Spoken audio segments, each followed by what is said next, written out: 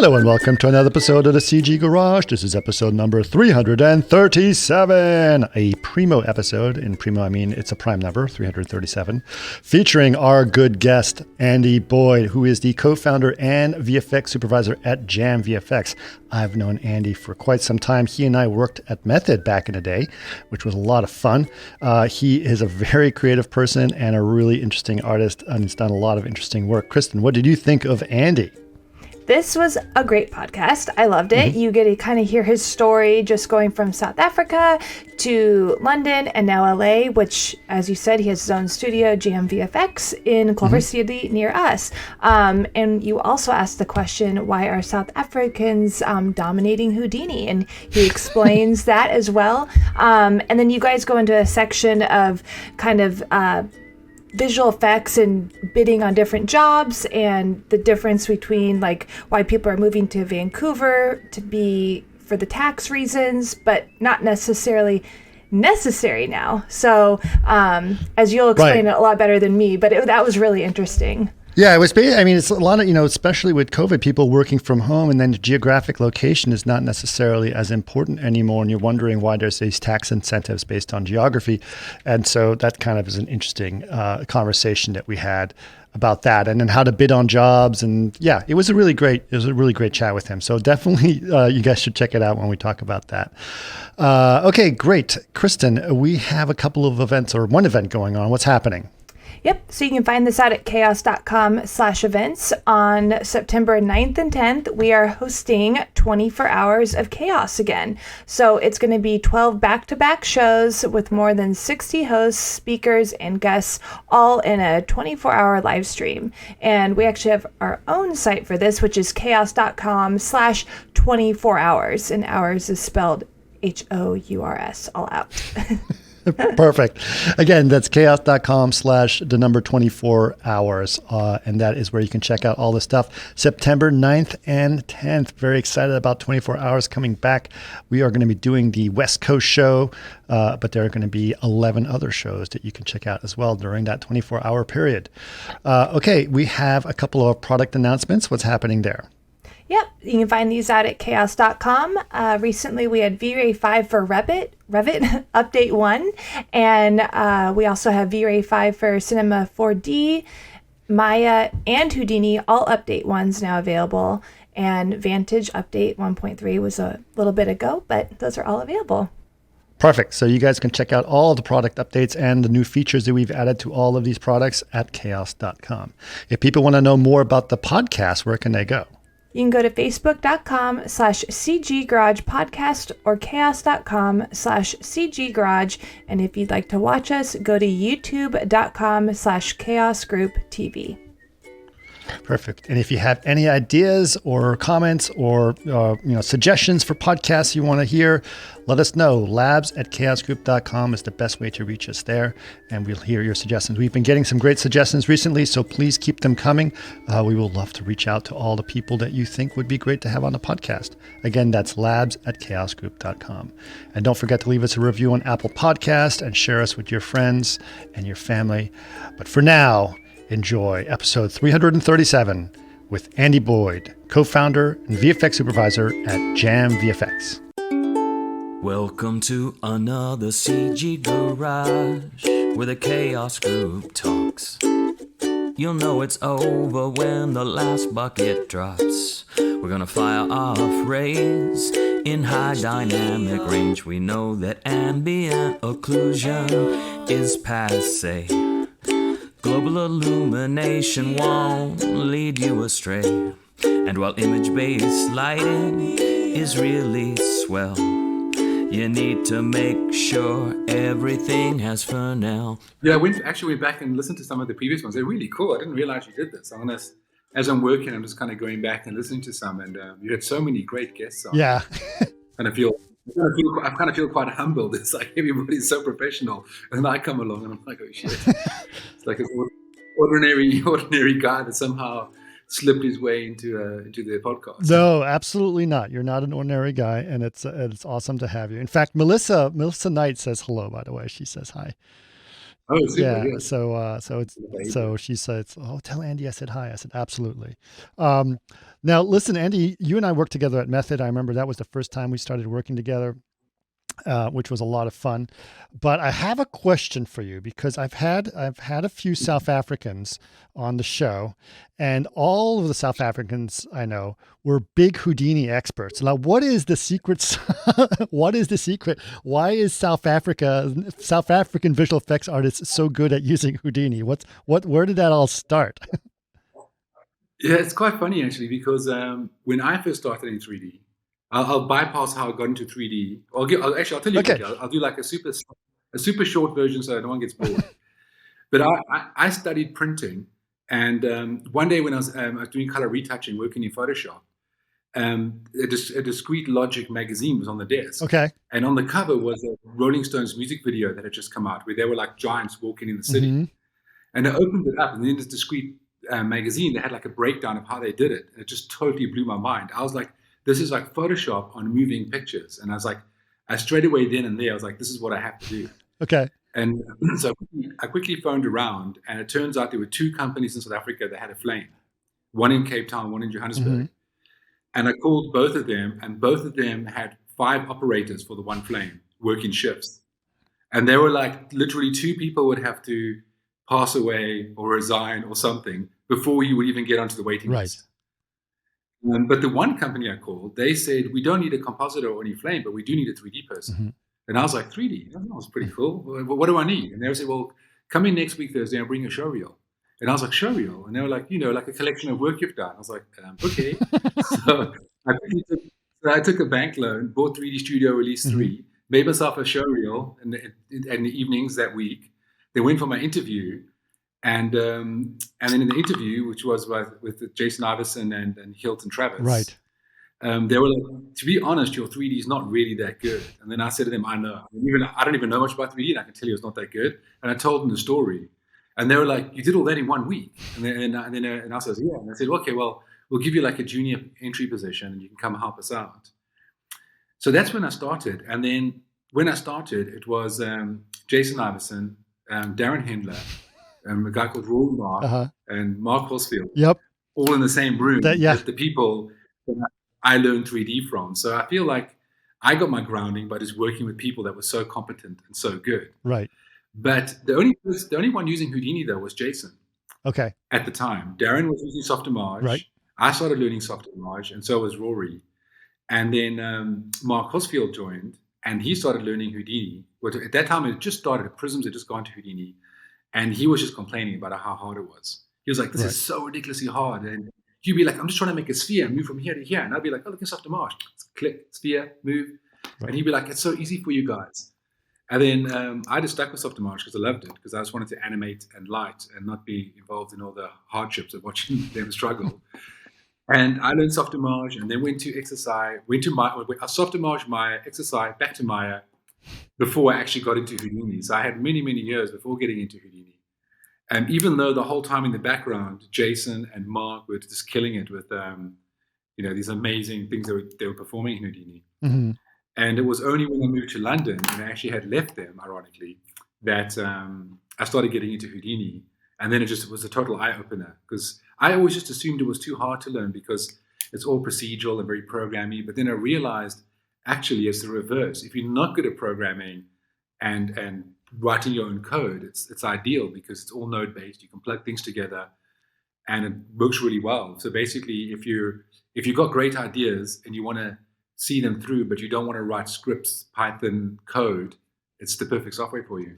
So yeah, you're right. I didn't took think it on. about it that way. It's basically just a graphical interface for what you want to code, right? So it's actually easier to understand what's actually going on because of the way the nodes work.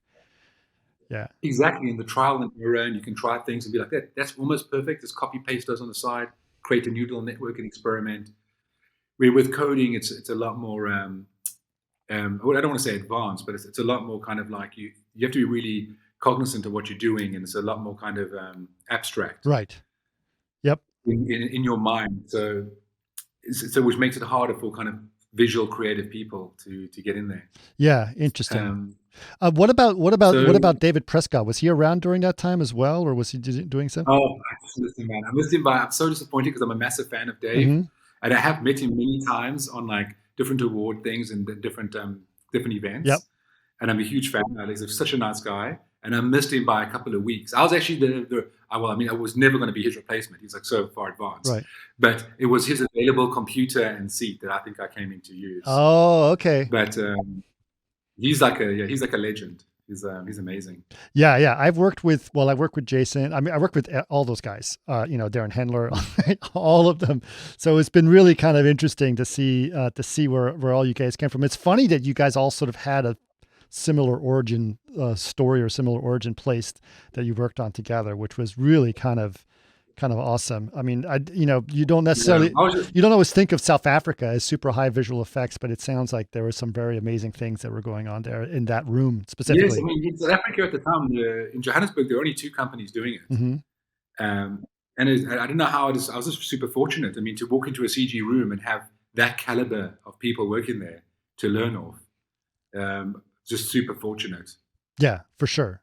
I must say, in general, I've been very lucky and fortunate. I feel my whole career I've been quite lucky with like the situations and the jobs I've been able to get. I don't know if it's being in the right place at the right time or just working hard at the right time or what it is, but Well, I've always been quite lucky. you definitely have, you have enough talent that you were able to get a job after only learning the software on your own for 1 week. So there is definitely some talent to be said. Okay. So the next thing I want to ask you was, okay, so you were in South Africa, you got started, and what kind of work were you doing in Johannesburg at that time? Oh, it was the bottom of the bottom. I was doing little animation like commercials. I remember the average schedule for a job, a short one would be 1 week, and a really crazy long schedule with like loads of time to dial it in could be 4 weeks. Right. I don't even know how we made that stuff work. And then trying to render in a Mental Ray or Soft Images renderer. Right. I mean, at the time, Mental Ray was kind of the holy grail. Like everybody wanted to use it to do their rendering. And I remember vivid memory of us getting our first Octane and Jason installing Soft Image in it, and we made a chrome sphere, and we hit render and it drew the sphere, and we're like, oh my god, put another one in. We put 2 spheres in, and then the one sphere was reflected in the other sphere, and we're like, oh my god, there's 2 spheres reflecting each other. Put one more. We were like chanting one more, and he was duplicating spheres, and we were previewing, and I think we tapped out at about 6 spheres in the scene. They were all reflecting each other, rendering on this Octane, and we just blew our minds. We're like, that was real reflections. It wasn't like being cheated. Yep. Real ray tracing. Yep. I do. Those were the days. So what year was this about? If you were talking Octanes, it's got to be what, late 90s? Yeah, that would have been like about 98. Right. Around that type of time, 97, 98. Right. That's interesting. So okay, so what drove you after that? I mean, obviously at some point you were stopping doing commercials and you started to do some different things. So where were you going from there? So from South Africa, my wife and I decided to immigrate to London. Okay. In 2000, and the main reason for me work-wise was every time a job came along in South Africa that had a decent budget and a decent time and a good creative, they would go to London. And eventually I was like, well, if you can't beat them, join them. So I went over there and ended up getting a job at Glassworks. Thanks to Darren. Darren had worked there before and had done such an amazing job of impressing the boss there, Hector, that I think he just assumed all South Africans would be as good as Darren. So he offered to go work there. So I started working there and loved it and worked there for 3-4 years until I left to go to Framestore. And ironically, one of the reasons I left to go to Framestore was I just wanted to use Houdini, and they wouldn't buy Houdini for me. So I called up Framestore's commercial division. I was like, do you guys have Houdini? And they're like, yeah, we got a bunch of licenses nobody uses. Right. And I was like, okay, cool. Can I come over and work there? And they were like, sure. So I went over to Framestore to use Houdini, and then started doing jobs in Houdini over there. Got it. And then worked there for 4 or 5 years. And then we wanted to have a family, and we were looking around London, and we were like, well, at the time I was head of 3D at Framestore, commercial division. And I was like, I earn a good salary. It's like career-wise, nothing was really going to change drastically. Like my salary wasn't going to double. Nothing crazy was going to happen. And we were like living in a little 1-bedroom flat about 7 miles from work in a nice little area. And I said to my wife, like, I always imagined when we had a family and kids, we'd have more than a 1-bedroom apartment, maybe a little house. And if we were going to have that in England, it would have meant like catching a train for an hour and a half into the countryside or something. Sure. And I said to her, there must be places in the world where we can do the same thing and have a better quality of life. Well, our idea of quality of life, outdoorsiness, hiking, more space. And we chose LA. And that's when we moved to LA. That was in 2007. And that's when I started that method. And it must have been a method of maybe a year. And then I met you. You showed up with I did. With 2 very talented people. Yep. Daniel Buck and Chris Bankoff. Yep. Bankoff. Yeah. Yeah. And introduced me to some amazing technology, V-Ray. Yeah. And the whole and this whole workflow. And I mean, and the whole workflow. I mean, I think you guys really elevated that company. I think when I joined there, they were just they were in their typical small studio.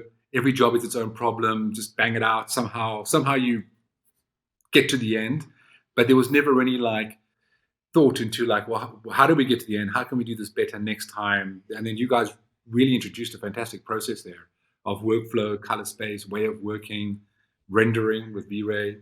Yeah, it was very. You with so many people. I mean, there was Scott Metzger who met you there, and then became like a huge V-Ray advocate. There were many people that used that moment. I think, spawned off the whole thing. Yeah, at the time, V-Ray was not actually. It was barely in Maya at all, and so that was one of the first places that was brought into Maya. And I asked Vlado about it, and he goes, "Well, no one's really done it." He goes, "Well, I want 2 things. I want to use V-Ray in Maya, and I want to use it in Linux. And those are 2 things that had never been done." And so we really kind of banged on it pretty hard to try to see what could happen in that process. And it was interesting. It was interesting because, Method at the time, like you said, they were using default settings and default pipeline that whatever Maya gave them as their pipeline. It wasn't actually trying to do anything beyond that. So it was kind of, it was kind of interesting what the process that they did. But yeah, and then you and I came together and we were like, hey, let's do some, we can work together. But you were using Houdini and I was using Maya, but we still definitely, thought about some of the cool stuff we were doing. I remember you were very good at furry things. Furry things was a specialty or something that you kind of got almost pigeonholed into in some cases. Yes, but I do love creature work and doing creatures and fur. So it's a good help. Yeah. So what were some of the favorite projects you were working on, back at Framestore and at Method, some of the cool things you were working on there? Yeah, well, the one job I loved was that first squirrel I did. I don't know if you remember that one. It's for Bridgestone Scream, a little squirrel screams in the road. And that was quite fun just because for the first time I wasn't in a big studio anymore. Because at Framestore there was a lot of technical support in the way there were a lot of other smart people to bounce ideas off, and if you got yourself into a bit of a bind trying to solve a problem, like for example, previously at Framestore, I had a lot of smart people in my department, like Dan Seddon was one of them. You should try to talk to him actually. He's a fantastic guy. Oh, okay. I'll send you his details. And I would be like the creative with the fur and the creatures, and then he was sitting next to me writing a fur procedural for RenderMan. And I'd be like, it'd be great to have an attribute that could drive this, and you'd like code it for me. So you had like a strong support base like that. Right. Then when I went to Method, there was like none of that. It was just me and myself and I. And so when I was doing that scroll, it was like a real rewarding experience because then I had to dig into the CVEX and the code and do a lot of that myself. And then it's actually kind of amazing what you can achieve when you kind of like forced to do it. So I was quite proud of myself for getting that to look good and what it achieved. And then Houdini actually took a lot of those fundamental ideas and principles I put into place. And actually that became the beginning of them implementing their own fur system, which is what I still use today. And it's come a long way in like recent versions. Yeah. And in fact, I have a creature job we're doing now for a feature film. I have to do an orangutan, and as I'm going into it now, I'm just thinking about like what am I going to render it with? Because if I'm going to render with Mantra, which is normally what I do, just because of the fur procedural, you can render so many millions and millions of hairs. If I use Redshift, which is what we use for a lot of our other rendering, you actually just can't use it because you have to have geometry that gets converted, and then you've gone from millions of hairs to thousands of hairs. Right. So I was actually going to look into V-Ray as well and see what's going on, because I know Ross has been using it a lot. And he's been telling me it's the implementation of it in Houdini now has become pretty good. Yes. In fact, I would be happy to help you out with that information. I'm very close with the developer as well, and he's a really good guy. And obviously, V-Ray has been a big part of that process. And we're actually doing a lot in USD as well. And Houdini is the best place for us to do all these USD things. So, Oh, definitely. I've got a nice long schedule for that one. It only delivers next year, April, and I can start now. So okay, well, that definitely let you know about that. So, yeah, interesting. So yeah, fur has always been a challenge. You know, I never, when I was doing CG to start, you know, it was always like I was always doing cars or hard surfaces or, you know, buildings, environments. And so characters in fur was not always something I was doing, especially with full ray tracing. But I definitely, you know, learned a lot about that process, and it's hard. It's a hard problem. But yeah, I love working in fur now, and hair as well, you know, and the hair shaders with melanin levels and all those types of things are always kind of interesting as well. Well, that's really cool, Andy. I mean, that's great stuff, and definitely interesting what you've been doing. So tell us a little bit more. So obviously, you know, you and I were at Method for a while. I left Method. I think you were still there, but what did you do after Method? So after Method, I was there for 5 years, and then left Method to go to MPC. Oh, okay. And then I was only at MPC for a year and a half, and for for a very long time, I've always wanted to start my own studio. It's been a kind of a dream of mine. Right. But I've always known that, you know, like it's not a one person thing. You need that like core team of people to start it with. And one person I've always like loved working with, we actually met at Glassworks in 2000 and have kind of worked on and off nonstop. But by the time I got to Method, we would do every job together, was Jake Montgomery. He's a flame compositor. Yep. So every job I led the 3D on, he led the compositing on. And then he went to MPC, and then I basically followed him because without him, I just felt like my other half was gone. Right. And then I followed him, and then we did the same thing at MPC. Every big job we did, I led the 3D, he led the compositing. Right. And we did quite a few successful campaigns together. And I told, and he as well was also quite keen to start his own company or start our own thing. But we both agreed we were missing that third special person, which would basically be the producer, EP type person. And then at MPC, we met Asher Edwards, who was the EP there. And then it just kind of all put together. We all got on really well. We were all similar, like-minded, and had a similar vision of what we wanted to do. And then we left and started Jamm in 2014. Okay. That was 6 years ago. Wow. Okay. And now, I'm still going strong. Up until now, I've been doing commercial, mainly commercial works, 1 or 2 Netflix things here and there, like long form stuff. And now we've actually hired a new EP of film and film in long form and doing a real push for that, and just got awarded a big feature film for Legendary. Right.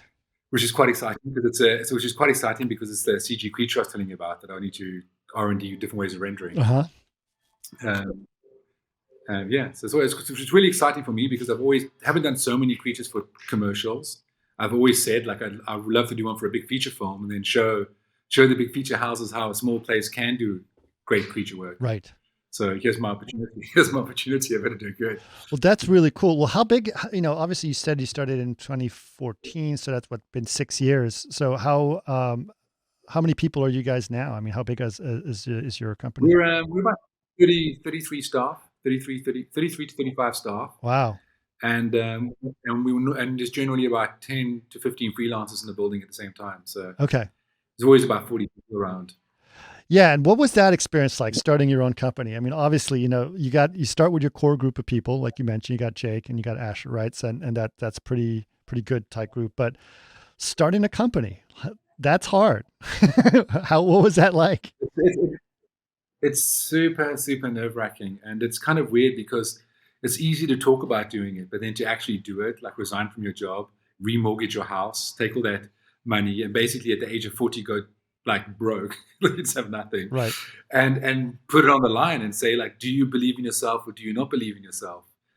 And it's in you. It's kind of, you really have these kind of deep conversations in your mind of like, if you don't do it, you don't believe in yourself, then what are you doing in the world? You know, right?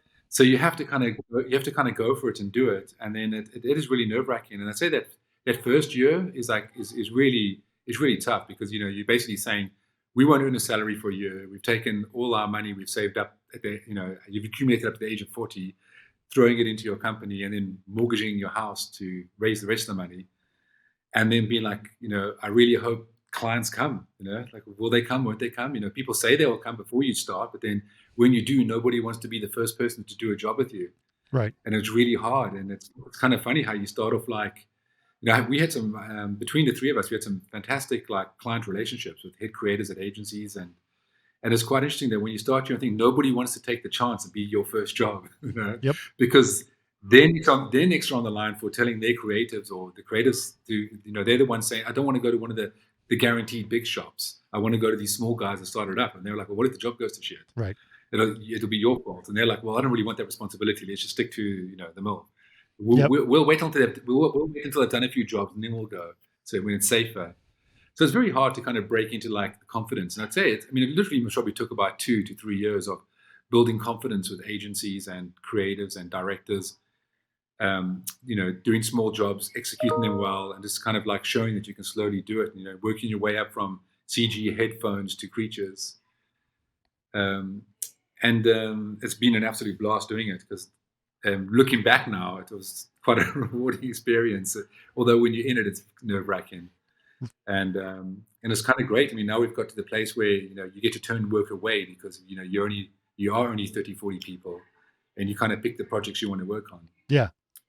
So it's worked out. It's worked out to be a great experience. And what's really been fun though is being the person, because I've always loved building teams and hiring people and watching them grow. But one of the troubles I've always had, especially at like other companies with the politics involved of like hiring and capex and payroll and kind of nonsense they come up with. There's one that if you found someone really talented and you wanted to just hire them, there was a whole process of, well, what work is confirmed, what work is booked, do we need to hire somebody? Is no one in London we can send over instead of hiring that person? So that was always hard, and now that's gone, because if you see someone that's talented and you want to hire them, you can just hire them. Right. And the other thing that's great is if people are really talented, I've always believed, because that's kind of how I rose up in 3D, is what makes this industry special is it's not like accounting or some other kind of industry where it's very structured, where it's like, well, if you don't have 5 years experience, you don't have 5 years experience, and you can't move up to the next level. Right. In this industry, you could work 1 year, but have worked 5 years in 1 year and have amazing amount of experience and just be a very hard-working, talented person. Right. And I feel like the industry allows people who are talented and work really hard to expedite their career and move. I really believe in this industry. You can progress as quickly as you want to. It's how driven you are and how motivated, and how much harder are you prepared to work than what's required of you. If you're given 10 shots to do 15. Or finish your 10 really fast so you can do more shots. And if you do that, it's almost guaranteed you'll move up quicker than any kind of like structured career. And it's great. It's kind of coming back to having your own company. What's great about that is when you identify that in a person, you're like, wow, this guy is something special. This lady is something special. You can just promote them, give them an increase, and really help their careers evolve much faster without that kind of bureaucratic structure you get in some of those bigger companies. Yeah. Yeah, I can definitely see that. Trying to figure out the talent of people is an interesting thing. I think that some people don't know that. Sometimes people assume that, oh, well, I've worked at, all these big companies and therefore I am talented. And I can't tell you how many times, I don't want to, name names, but several people that worked at very big visual effects companies and they weren't necessarily that talented. So it was a little bit challenging to talk to them, but yeah. Yes, well, there is. So yeah, just to add to that, because it's one of my peeve things as well, is in bigger companies though, there's also the aspect of like, how well can you sell yourself as being competent? Right. How well can you communicate, and how well can you communicate in passing conversations with the superior in the corridor, right, or in a meeting? And often those are the values that end up leading to a promotion or moving up in the company. And it's not necessarily the actual images you made or your contribution to the actual work on that ground level. Yeah. For sure. And then it's also the typical career path, right? I mean, I've worked at a very large company and they're like, you know, several very large companies. The one's like, well, you know, you start off at this level and then you go, if you're lucky, you know, maybe after 2 shows, you may be lucky to become a lead position. And then after 2 shows or 3 shows, maybe you'll become a CG supervisor. And then after about a couple of those, you become, you know, like a DFX supervisor. It's like, it's not based on talent. It's based on how many shows you've done, right? And that's not necessarily the right idea. I agree. Yeah. And I do get why that's like that there, because it's probably just in a bigger scheme of things, it works better. Right. There's probably more talented people than there are positions available. Yep. So it's just a way of like keeping, you know, it's like a dictatorship or something. Like it looks crazy, but then you like look at the place and you're like, well, maybe that place works well with the dictatorship. Right. Who knows? I agree, but I do like it. I do agree. It's really awesome to find people with talent, especially young talent. And they've got a lot of drive and they've got a lot of interest, and seeing them do those things is really great, and definitely rewarding, because they're always so thankful for the learning opportunities that they get, and you're so willing to give them more because they're doing so well. So it's kind of like a wonderful thing. It's like seeing someone grow and then seeing great work coming out of it. Everyone's winning at this point. So I absolutely agree. Yeah. Well, that's great. So, you know, obviously it's the 3 of you guys. How fast was that growth process? I mean, obviously it's so challenging, you know, 30 people is not small. It feels like it's like kind of like a bit of an exponential kind of growth, because I want to say for the first year there was 5 of us, even though at the time we were maybe doing 3 commercials in parallel. It was just I was doing the work of 4 CG guys, and my right hand man Zach was doing the work of 4 CG guys. So we were like a team of 8, but we were just 2 people, right? Just working super hard, because you know you couldn't grow the payroll because you weren't guaranteed the work would kind of continue, right? And then I feel like it's really in the last 2 years where things have like suddenly started escalating. Right. It's I want to say this, especially post COVID, from like around July last year, things just really kicked off. Interesting. I think there was a lot of capex and advertising that had been put on the back burner that people were now seeing through, and I feel like we've hired 10 people in the last 10 months. That's interesting. And it's very hard for us. Yeah. It's actually very hard to find people right now. Like I feel like everyone's got a job or multiple offers. Right.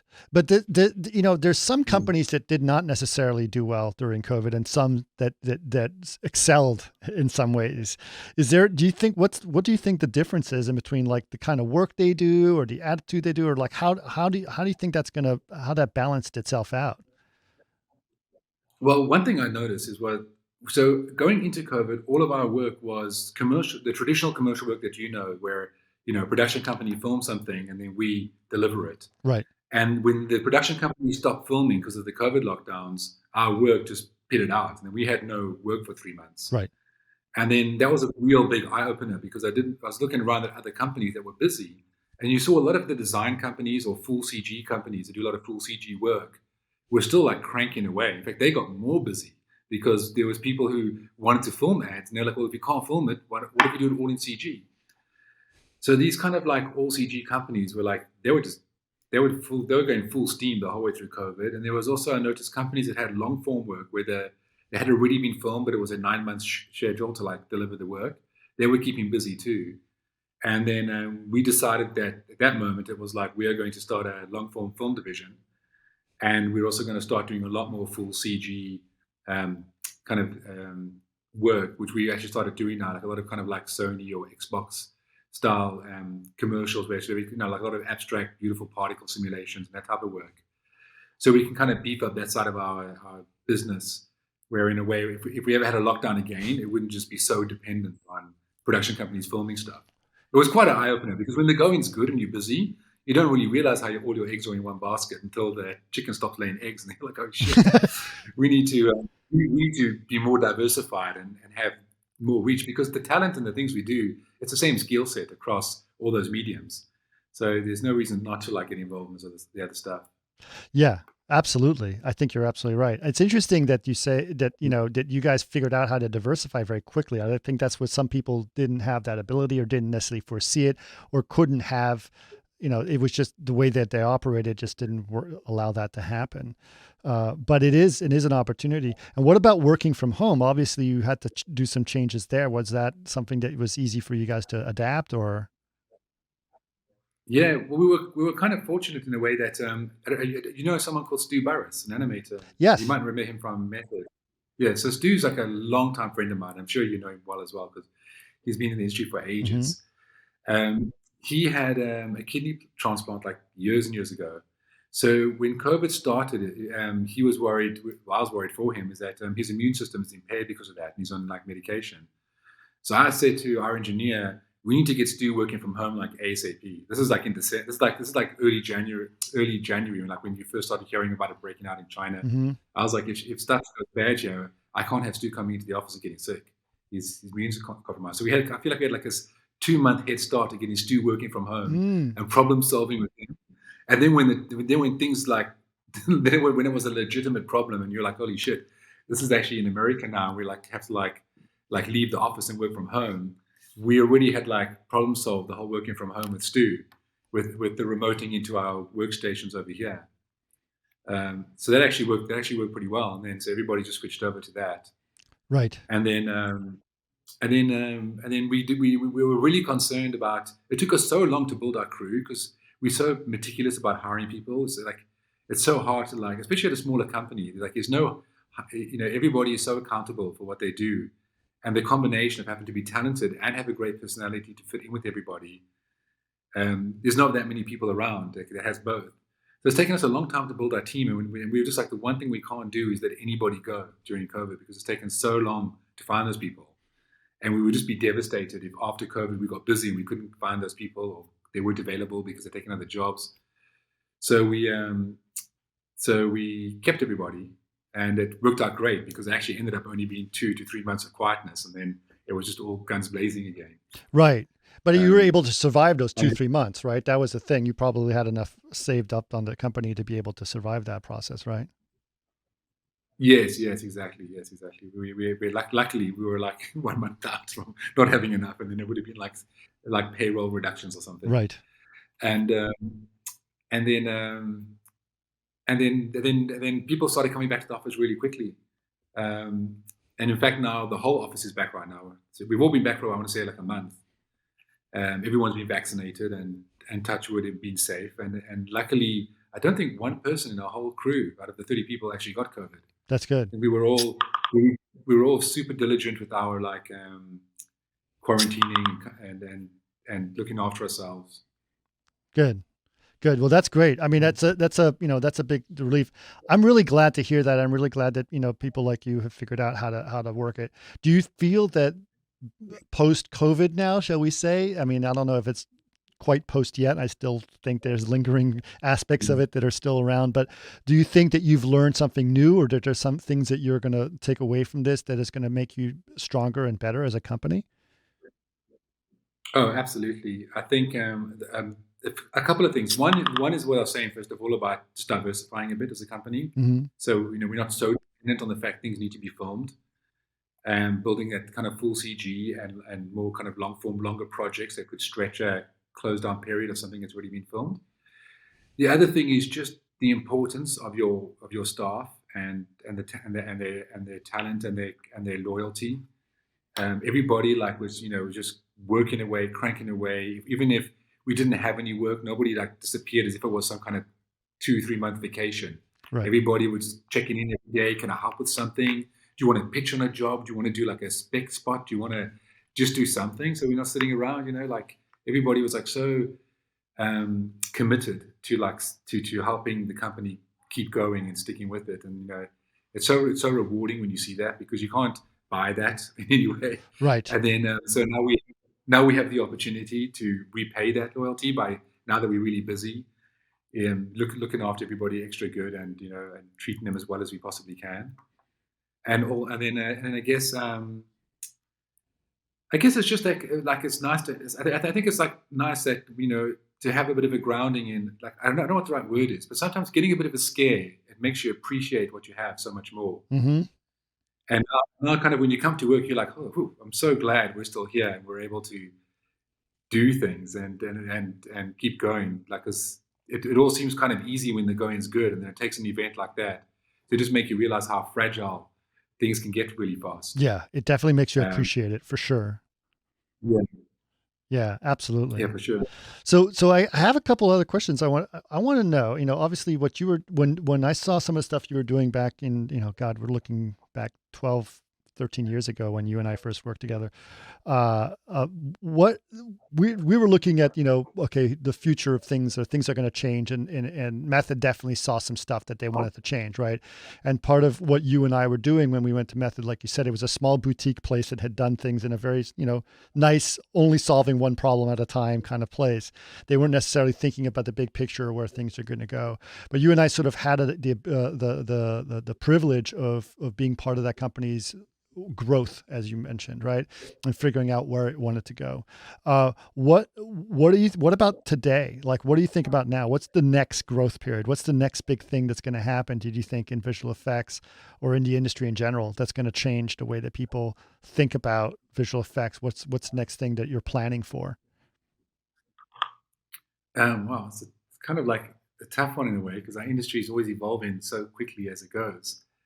But to try like jump ahead the next few iterations of and think what's really in the future. I mean, the most immediate thing straight away is just the ability of global work. I mean, it just seems like, if you need an artist in Stockholm or anywhere in the world, it's now a no-brainer. Where before it was like, is this guy going to be remote? How's he going to work? How's he going to connect to the server? Plugging somebody in who's in a different country now is like a non-issue at all, which is kind of quite amazing within itself, because suddenly your resource pool becomes the planet as opposed to, your city or your like location. Mm-hmm. But I mean, I'm quite excited about the thought of like AI and how it's going to help us with a lot of like remedial tasks that we kind of do. Like, often we do jobs and we don't really have many modelers at our company. So embarrassingly, often we need an asset that is going to TurboSquid and like have a look at it and buy the asset. Right. It could be a bedroom, some furniture, and it's like arbitrary things that even if you had a good modeler, they probably wouldn't want to model, because they'd be like, dude, there must be someone who's modeled the chair already. And you sit there like browsing like for furniture or a room or some kind of asset. Like, say you got a job and it's like a set extension, you need a room. And I think you think to yourself, like, why am I as a human like browsing for these things? I should be able to just say to like TurboSquid, I need a boy's bedroom about 16 years old. And then it just presents you with something. Right. And you'd be like, no, something more modern. And then it shuffles it up. And every time you say, yes, that's what I want, it then logs it in the algorithm that there was a checkbox for a 16-year-old's bedroom that meets the criteria of being modern. And then the next person who needs one, their starting point is where you left off.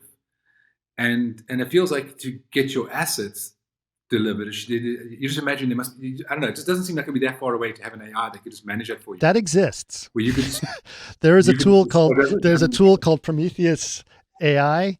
And it's quite amazing. Actually, I should send you a link to the guy's work, but he literally did exactly what you described. It's an interface. I don't know if he uses Unreal or Unity, but basically he says, make a 80s bedroom of a kid. And he does that. And that is exactly what it does. Now, of course, like you said, you need a lot of assets and you need to feed the AI. And AI is only as good as the stuff that's in it. And how much it learns. Exactly. But the idea of what it is, it's going to happen, or it is already starting to happen in some ways. So that's amazing. Yeah. Who would have thought? Yeah. No, I mean, it's good that you have those thoughts, because I think that those are the way that people need to think, as opposed to saying it's never going to happen. Say, wouldn't it be great if that happened? You know what I mean? Yeah, exactly. It's because it's all those things that like are getting a pretty image that consume a lot of time. That like layout, set building, that you'd imagine that could be AI automated. Yeah, for sure. I want to get back to AI, but you mentioned something just before this is about hiring people remotely and how that's going to change everything. One of the things that happened in around 2015 or so, or actually earlier, 2013 or 14, is that people were starting to leave the visual effects industry because they didn't want to have to move to locations because of tax subsidies, right? And that was around the time of the Life of Pi dilemma, and all the studios were folding because they couldn't compete with all of the demand to go to locations. Because now that people, was all the companies in Vancouver. does it matter anymore? Are tax subsidies still? Are you still forced? Do you think that's going to matter if you can say, I just want to live wherever I want to live, and then I can just do what I want to do? Do you think that's going to matter anymore? It's amazing you said this, because I had exactly the conversation I had this morning with an EP of a company in Stockholm, because I was talking to them about outsourcing some modeling to them for a project. And we were saying, like, and I was saying and we were like talking about exactly this. It's like, I don't like the whole kind of tax incentive for being in a location. Is it going to start falling apart now? Because, you can't, you're really handicapping yourself. If you like, say, for example, you're a company in Vancouver, and then you're like, okay, well, we have an office here because on our payroll, the people working there that are considered permanent residents, they're going to get our vendor will get a 40% rebate on that money that's paid to them. And it's like, so, well, and suddenly, well, now you're kind of handicapping yourself a bit, because the other company you're competing against might not be in Vancouver, but they then have the world as a resource for hiring people and the talent for specific projects. So I have this feeling that it's going to kind of go away. We're bidding on a few jobs now. And when we started bidding a lot of TV film work, it's funny, because some of the people you bid with, you say to them, because we really want to get into it, so we want to invest in the project. So we don't mind doing it for, like, I want to say, not like kind of like cost, or like as low as we can. And they'll be better. So say, so they'll be like, oh, but if we went to Vancouver, we'd get 40% back. So we're like, well, we'll just make our budget 40% less, so we're at the same price. And then some people understand that. They're like, oh, we get it. You really want to do this job, and you want to invest in it and make it great, so you can build like an example of doing more long form work. But other people are like, they just can't comprehend it. They're just like, you're just going to do cheap work because we're paying you a cheap price. And you're like, no, that's not how it goes. They would rather pay more money there and get the rebate, because they feel if they're paying more, they're getting more. And it's just, but then they get a rebate. So it's kind of this weird psychology. There's actually I'm seeing more and more people get over the Yeah, because we did the same exact thing that you said, Andy. I worked on a feature film at one point, and we actually just said, let's just go lean and mean.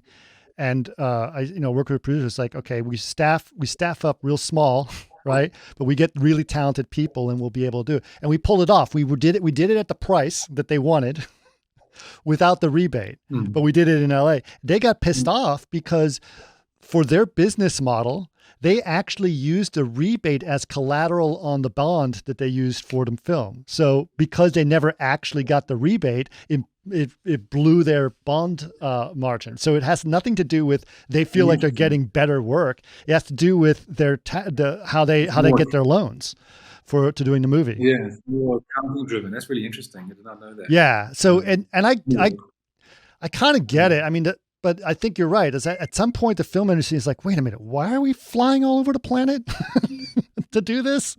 Why can't we just work from home wherever you want on the planet and do that? I mean, I had a conversation with some guy in London, right? And he'd need to hire people. And he said, suddenly that's the new incentive. That's the new benefit that everyone's like, can I work from home? Right.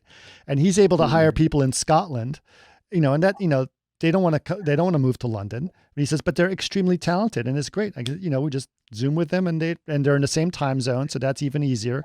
And we go from there. Time zones is the one thing I say, we can't change that. That's the one problem I still have with time zones. Yeah, no. I actually have that issue on a job right now where we're using some freelancers in South Africa, actually. Oh, right. And every single time we post, like, I don't know what it is, but an hour later, the client jumps on the phone saying, can we tweak these 3 things and repost quickly? Right. And then you're like, shit, it's like 11 p.m. in South Africa now. It's not that easy to turn this around. Yes. Yeah. So it can be painful. Yeah, I get it. It is a little bit painful, but that's interesting. Okay, so you're interested in the AI thing, which I think is very interesting. Do you think AI is going to do more than just asset building sets, or what other tools do you think AI is going to be useful for? I think I don't know. I mean, it can carry on. I mean, I guess it just depends on like the implementation of it in the software. But you would imagine that, like, if you were lighting a scene or picking HDRIs, you could just you could say, give me boy's bedroom, 16 years oldish, that's modern, and let's have some like sunset light coming through the window. Right. and then like, render it and preview it for you, like through descriptions. So I mean, who knows? I mean, the AI asset management side of stuff, I imagine, is like as an artist, it would be the most useful, because it's one of those type of like data management things. It's always kind of painful, and everyone gets into a big thing about the interface and how you manage it and how it's visualized. But if you took that out of the equation and you just kind of like talked or wrote to your system and it just presented it to you. Yeah, Um, for sure. I mean, but then you see all that like deep, what's it, deep face technology, or that's where they replace people's faces with AI. Yes, deep And you see fakes. that Yeah, stuff. And then deep fakes, and then you start thinking, you imagine like, well, I guess it's going to make its way into compositing and other areas pretty fast. Whether it's cleanup and plugins like that, or whether you're just doing face replacements and. yeah, for sure, for sure. That's interesting. What about pipeline? Do you think pipelines are going to change? Yeah, I mean, potentially. I'm not the most as you know. You're not a pipeline person, which is I'm asking, is there a non-pipeline that you're interested in? But if my idea of a good pipeline is one that's never seen or heard and just somehow works in the background all the time. Right.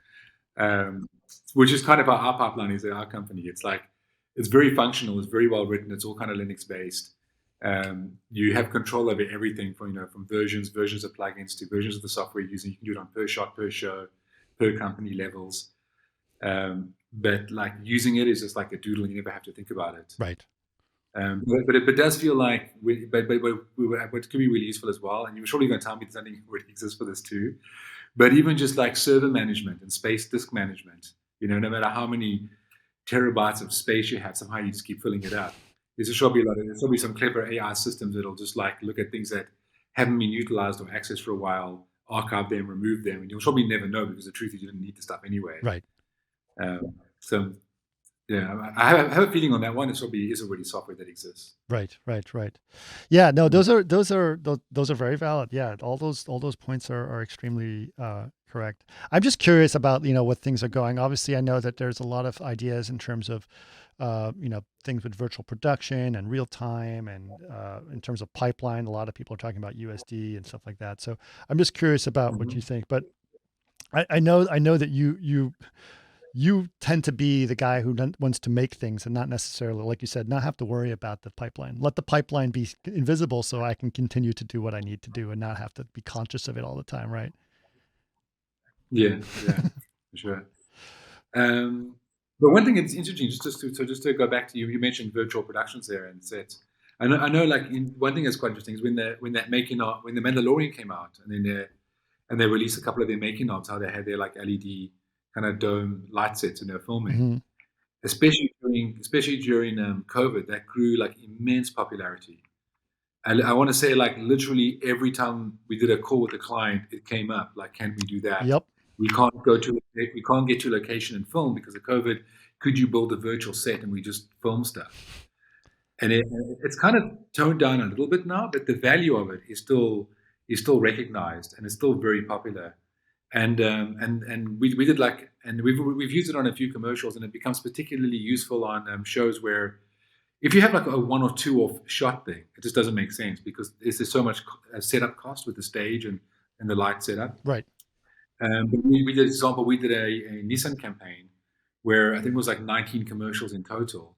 And of those 19, 10 of them were just like a lot of people in cars talking and driving. And it was like a 2-week turnaround, the post. And then we were just like, well, if we just actually film this in camera, like there's no reason why you don't need to. I mean, where you couldn't, that kind of style with LED screens. But for that one, we didn't do the Unreal route or the real-time CG route for the environments.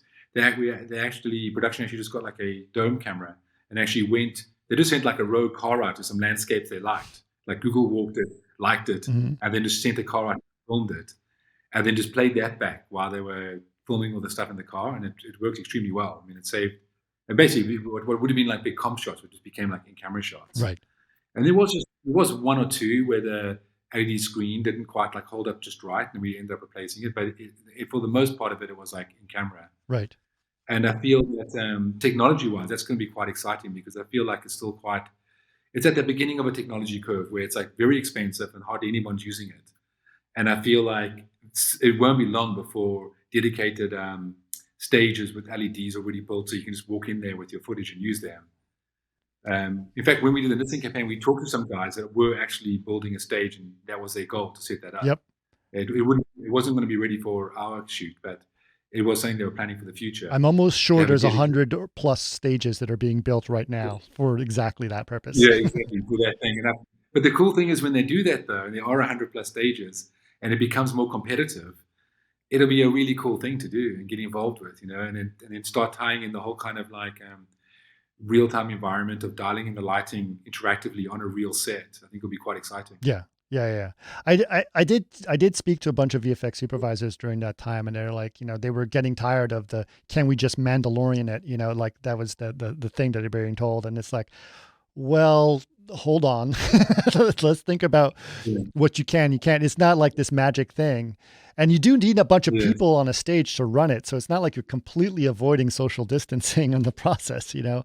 So yes, it's also a lot of money upfront to like, I mean, the money thing was the thing that put most people off. Right. Because when by the time you're done, it's like your whole post-production budget was the same cost of setting up an LED screen. Yep. And then, so they're like, okay, well, skip it on this one. Right. But I'm excited for the technology. I'm excited for the fact that it makes things look really good. Yeah. Because you've got real interactive lighting on talent. You know, it's so painful when you see like people who are like blue screen, green screen, and then you put your virtual environment in, and then like no matter how much you try, it's like it's just never the same. Yep. And then you see the lighting on some of that stuff, and you're like, wow, it really brings something to the quality of the image. Yes, for sure. I get exactly what you mean, for sure. Well, it's cool. Well, listen, we're getting close to an hour, Andy, and I really appreciate you coming on and chatting with stuff. I hope to chat with you more and see more what's going on, because it's actually been way too long since you and I have chatted and seen, you know, so maybe at some point I'll be able to come down and see what you're doing over at Jamm. Where are you guys located, by the way, in Santa Monica? Oh yeah, you should come to that, because we moved into a new office. We were in Santa Monica, now we've just moved into a bigger building in Culver City. Oh, in Culver City? Yeah. Oh, well, that's where our office is, so I should definitely come by. Yeah, totally. Come by for lunch or something. Yeah. No, that'd be cool. Because we talk again as well. Maybe next time I can think of something interesting that will more project CG related. So, because I don't know how exciting this will be for most people, but you never know. It's kind of interesting. It could be interesting. Okay. And then talk more. And then maybe I could also bring a guest on, bring one of my like technical guys on to talk more about pipeline or other aspects. Of things. Yes. Well, cool. Listen, I actually want to talk to you about a couple things off the podcast, so maybe you can just stick around. but for I definitely want to talk to you about V-Ray and Furring. Yeah. Well, let's stick around here for a second. But I'm gonna say for the people listening to podcasts, let's say goodbye and thanks for coming. But then you and I can chat a little bit more about some of the cool things that we can do together. How's that sound? Yes, and then we can tell them in the next podcast how exactly. Exactly. All right. Well, thanks so much, Andy. That's been a pleasure, Chris. Thanks for asking me to chat. It's been great.